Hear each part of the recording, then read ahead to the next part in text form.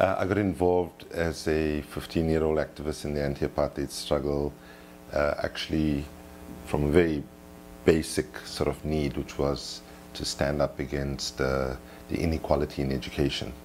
In fact, we didn't really understand the full, bigger politics of the apartheid system. For example, the first slogan that I was part of shouting in the front of the march, people were saying, "We want equality."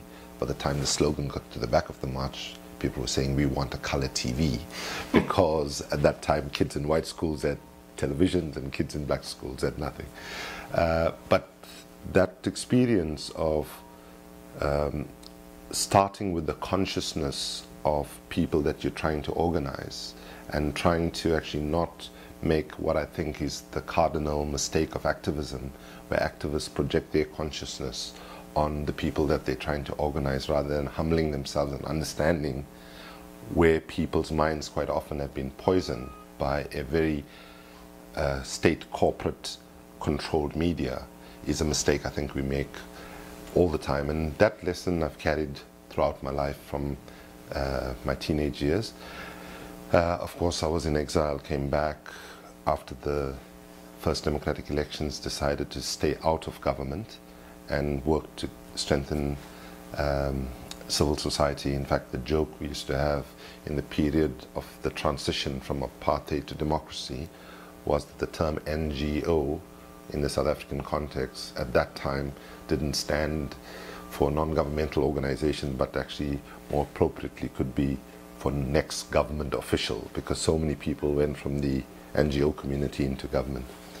But after a few years of the transition to democracy, one of the things that became very clear to me and others is that even if in developing countries we had efficient, ethical, non-corrupt political leaders, that the reality of how global power operated was that we couldn't actually advance our societies to the point that we needed, because the slogan that emerged in the 1980s globally, which said, "Think globally, act locally," which meant irrespective of the issues you were trying to address at the local or national level, you need to understand how global processes, global discourse, and global power had an impact on what you could or could not achieve at the local or national level, was in fact now not exactly appropriate. Because if you think globally and you act solely locally, and if real power is shifting to global institutions such as the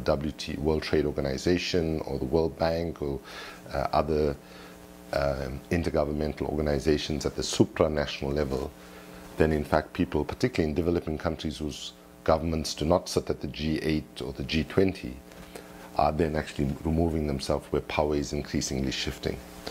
So in fact, the feminist leader in India, Devaki Jain, said maybe what we should do is turn it upside down, which is think locally in terms of what our needs are, and if real power is shifting to the global level, then we should actually act globally.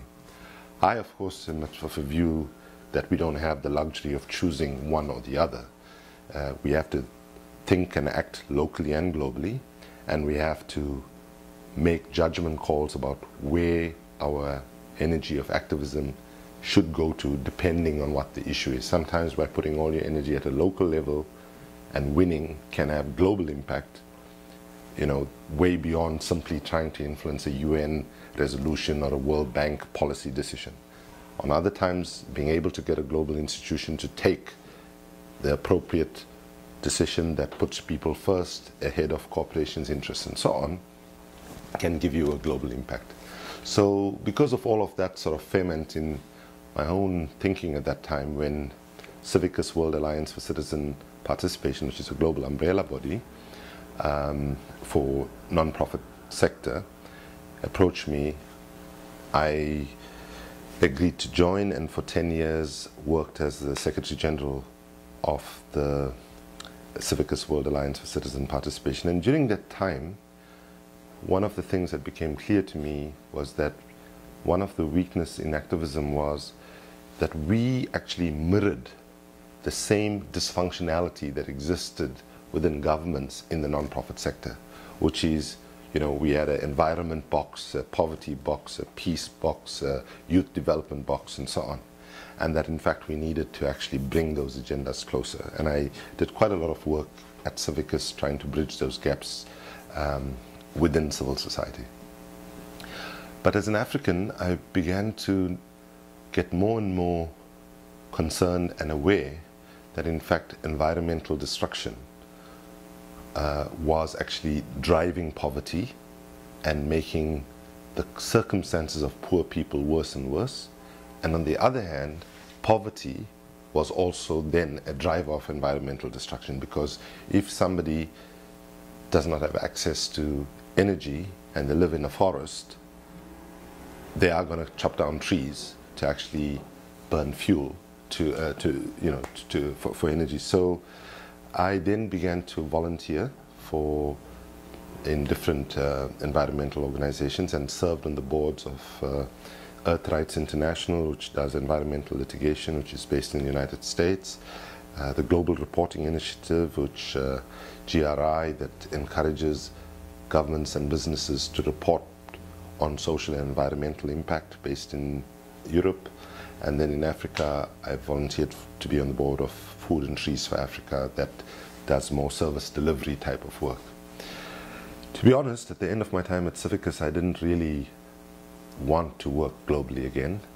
I'd lived out of a suitcase for 10 years and didn't particularly like it, and was actually wanting to go back to grassroots activism, which is something where I come from.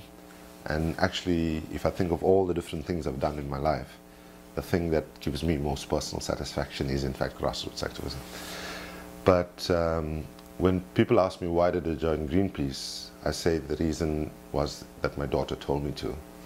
And it is actually exactly the case, because Greenpeace approached me while I was in the middle of a hunger strike to put pressure on my own government in South Africa to stop protecting the dictatorship of Robert Mugabe in Zimbabwe.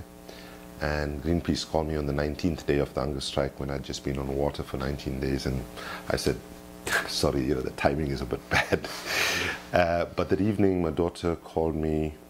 She had seen me on BBC, and she was in the UK, and she said, Dad, why are you still doing interviews? You're looking like a skeleton, and so on. So I said, no, I did that like 5 days ago. She said, oh, that means you're even more thinner now since I saw you. And then I said, no, I only took this call from you, and the folks from Greenpeace called from Amsterdam.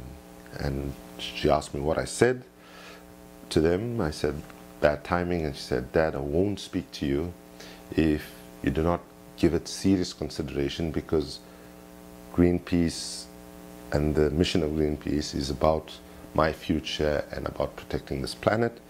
And unlike some other organizations, they don't only talk, they're prepared to take peaceful and non-violent direct action, and I really would like you to consider it.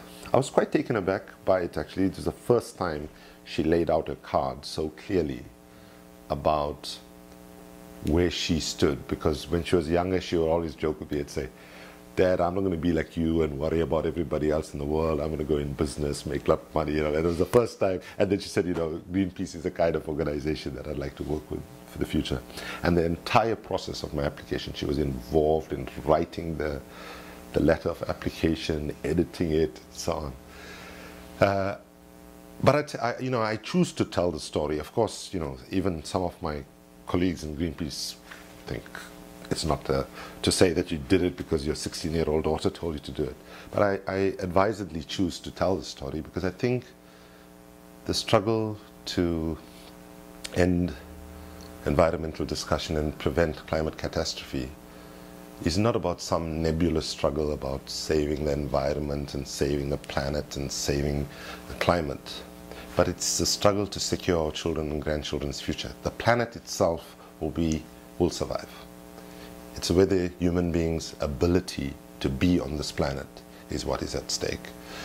So the day one I started at Greenpeace, it was very interesting for me, because virtually every interview I did, whether it was with people in Canada, US, Europe, Asia, Latin America, the question was, so you're giving up on poverty and you're going to the environment? And I genuinely have been arguing, way before Greenpeace anyway, that the struggle to end global poverty and the struggle to ensure environmental sustainability and prevent climate catastrophe has to be seen as two sides of the same coin. And unless we can bring those two agendas together, we do not stand a chance. As a young student in exile when I was in the US, I heard for the first time, for example, this phrase, the red-green tensions. This was the tensions between labor and environment. And today I'm really happy to say in my work at Greenpeace, we are talking now about a red-green alliance between the unions working closely with us to actually advance things like, for example, for the first time the global trade union movement has a woman leader, Sharon Burrows from Australia. And this is not to be just to be immodest, but she speaks on the environment more eloquently than I do. At the Rio Plus 20 summit, when we had a meeting with the Secretary General of the UN, Sharon Burrows, the head of the International Trade Union movement, said to the Secretary General, our main agenda is to promote decent work and decent jobs. And why we as trade unionists are committed to the struggle to end catastrophic climate or prevent catastrophic climate change is because there are no decent jobs on a dead planet.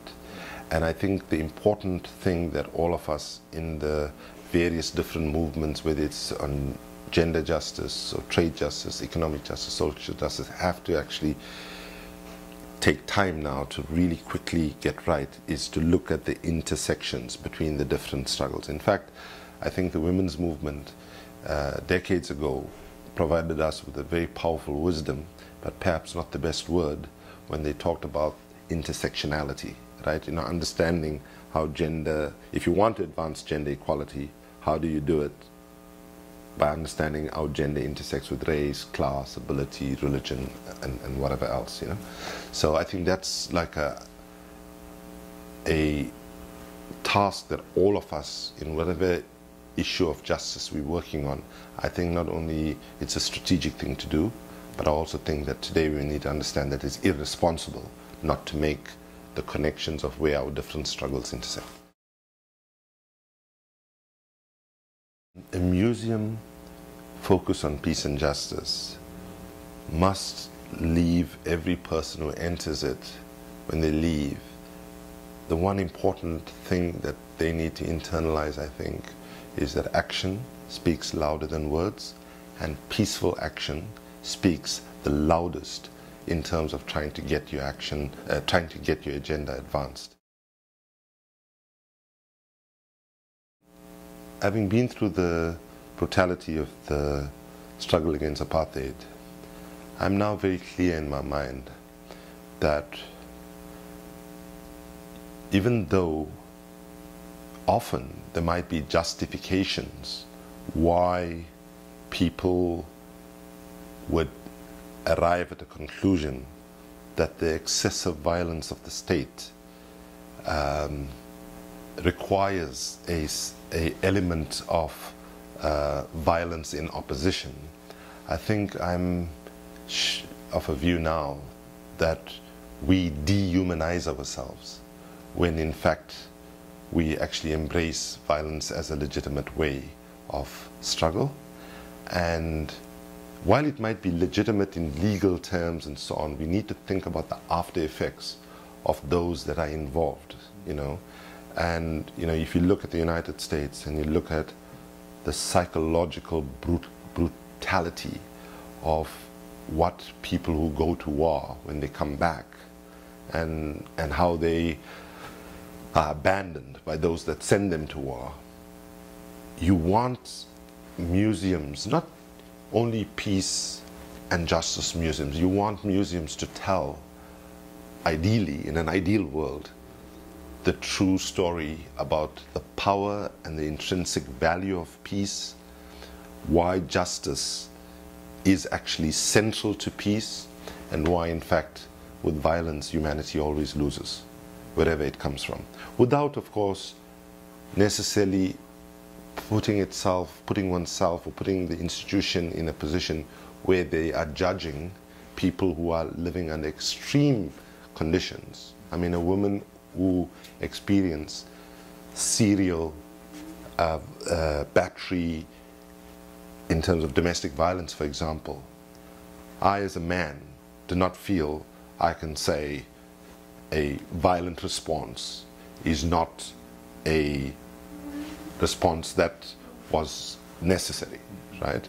But I think even if you look at women who've had to respond like that, the pain they have to carry beyond their own abuse that they might have faced for a long time, the fact that they had to liberate themselves through an action of violence against a violent partner actually adds another layer of psychological damage, is my sense. So I think a Peace and Justice Museum must speak truth to power, must be willing to raise the uncomfortable questions. And, you know, the significance of having it in Philadelphia and in the United States, for me, is extremely important. Because I think that to the majority of the people in the world today, sadly, the vision of the United States, when one looks at it, is one of violence and brutality.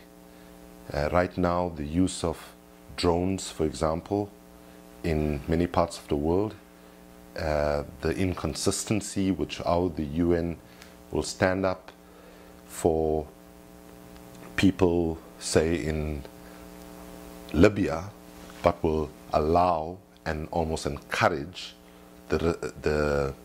encourage through the silence and ambiguity violence against the people of Bahrain, because unfortunately the logic that still informs US foreign policy is like how one famous US politician once said, referring to the situation in Nicaragua with the Somoza dictatorship, said Somoza might be a son of a bitch, but he is our son of a bitch.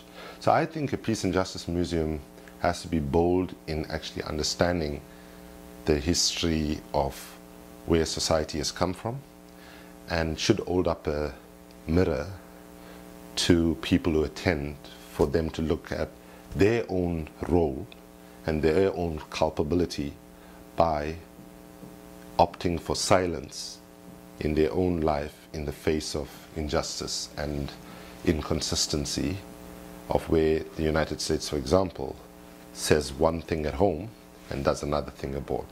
Says we are against torture at home, but will engage in torture abroad. And that is just unacceptable, and that actually ultimately leads to greater conflict and violence in the world.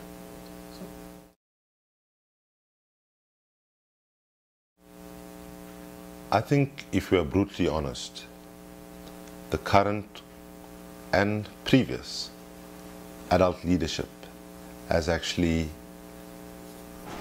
brought us to this point of being on the brink of climate catastrophe, on a financial crisis, on a food crisis, and so on. For young people to actually invest the faith in the current crop of adult leadership, and yeah, sadly, I'm not only talking government and business, but I would also say in civil society as well, is a bad miscalculation.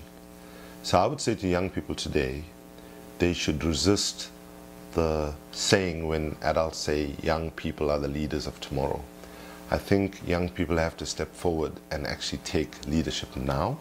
If we look at some of the momentous changes that we have seen in the world, if we look at the Arab revolutions, young people were a central part of that. If I look everywhere in the world where I go, in my role in Greenpeace, it is young people that are in the forefront of the climate justice movements, the young people who get it. And the reality is there's a complete absence of intergenerational solidarity. The current adult leadership, particularly in government and business, are governing this planet in a way that suggests that we don't have children and grandchildren and future generations coming.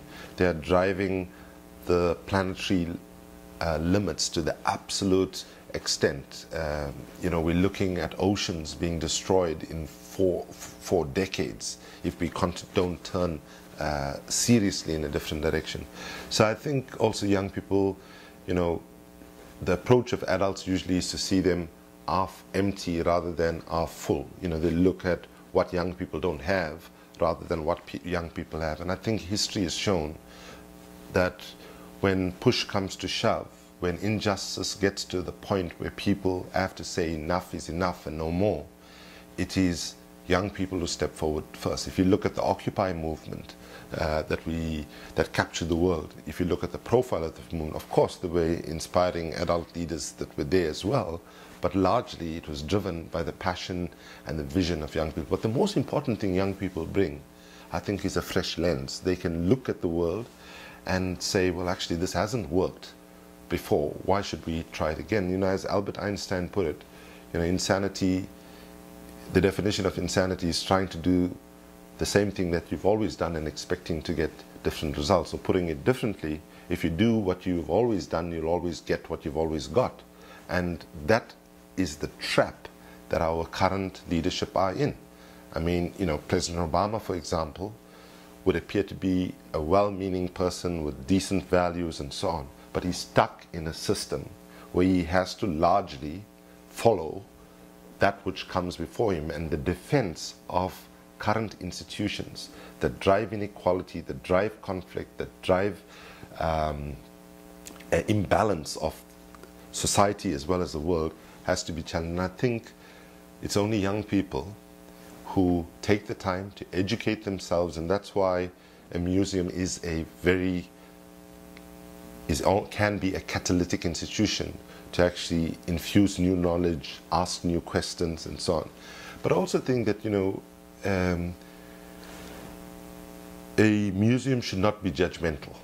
It should create the basis for people and an enabling environment for young people and older people to actually arrive at their own conclusions by providing valid, authentic historical knowledge and helping pose the right questions so people can actually explore different paths to actually generate new ideas and new solutions. It's important also that for young people not to get consumed by pessimism, because that's the main thing I find I'm doing now. Like, you know, I'm speaking to people where people actually come into the conclusion that we're going to lose. You know, when we look at the facts on our environment, when we look at where the climate negotiations are and where the scientist tells us to be and where the climate negotiations are, it's understandable why so many people feel so desperately pessimistic. And yeah, I would say there's a very helpful Mahatma Gandhi quotation which I draw a lot of support from. Gandhi once said, first they ignore you, then they laugh at you, then they fight you, and then you win. Let's be very clear. Those with power in government and business, are not ignoring us, they're not laughing at us, they are fighting us. And let's hope the fact that they are fighting us means that we are one step away from actually winning.